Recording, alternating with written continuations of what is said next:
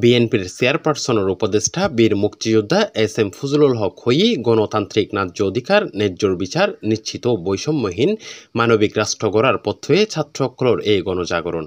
এই লক্ষ্যে শান্তি সম্প্রীতি বজায় রাখা এখন ধর্ম বর্ণ নির্বিশেষে সকলের নৈতিক দায়িত্ব। গত আগস্টের 12 তারিখ সোমবার হাটহাজারী বাস স্ট্যান্ড চত্বরত অনুষ্ঠিত বিএনপি ও অঙ্গ সংগঠনের শান্তি ও সম্প্রীতি সমাবেশ এসব কথা হয়।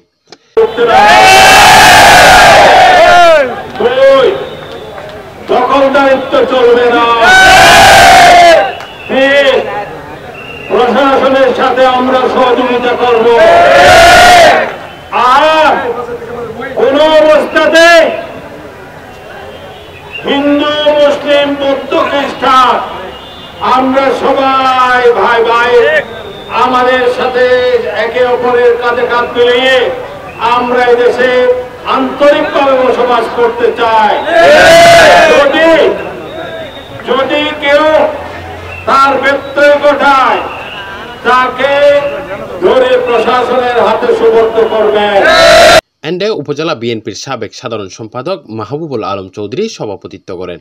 এম ইলিয়াস আলী ও রায়হান উদ্দিনের পরিচালনায় বক্তব্য রাখে বিএনপির কেন্দ্রীয় নেতা সাথী উদয় কুসুম বড়ুয়া, হারুনুর রশিদ চৌধুরী চেয়ারম্যান, নুরুন নবী তালুকদার, গাজী জাফর আলম, মীর কাসেম, শফিউল আলম, জাকির হোসেন চেয়ারম্যান, এম খায়রুন নবী, একরাম হোসেন সেলিম, মোহাম্মদ ইব্রাহিম, সিরাজুল ইসলাম তাহের মাস্টার, শফিউজ্জামান, গিয়াসউদ্দিন, মোহাম্মদ কাজী মহসিন সহ বিভিন্ন নেতৃবৃন্দ এ সময় উপস্থিত আছিল। বক্তব্যের এক পর্যায়ে বিএনপির চেয়ারপারসনের উপদেষ্টা বীর মুক্তিযোদ্ধা এস এম ফজলুল হক বর্তমান সরকারের প্রধান উপদেষ্টা ডক্টর ইউনূস রুহুলের প্রশংসা করে এবং তিনি হয় অন্তর্বর্তীকালীন সরকারের প্রধান হয়েছেন, তিনি আমাদের এই হাটহাজারীর সন্তান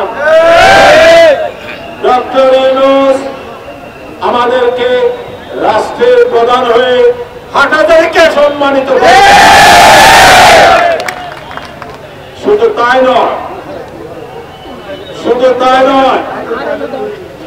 তার সম্মান আমাদের হাটহাজারীর সম্মান। তিনি বলেছেন অন্যায় অবিচারের যেগুলি হয়েছে শেখ হাসিনা আমলে তিনি বিচার করবেন, সুতরাং একটু ধৈর্য ধরতে হবে। সমাবেশ পরবর্তী এক গণমিছিল হাটহাজারী বাস স্ট্যান্ড চত্বরতন বের হয়।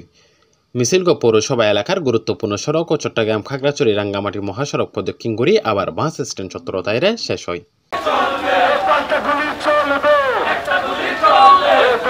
Shoebur Rahman, C plus TV, Chittagong.